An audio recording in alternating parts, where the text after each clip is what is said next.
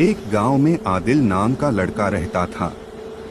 वह खुद को मुसलमान कहता था, लेकिन नमाज कभी नहीं पढ़ता। माँ रोज समझाती, बेटा नमाज मत छोड़ो, अल्लाह नाराज हो जाता है। आदिल कहता, अभी जवान हूँ, बाद में पढ़ लूंगा। एक दिन अचानक उसकी मौत हो गई। लोग उसे कब्र में उतार कर चले गए। कब्र बंद होते ही अंधेरा छा गया। अचानक कब्र तंग होने लगी, सांस लेना मुश्किल हो गया।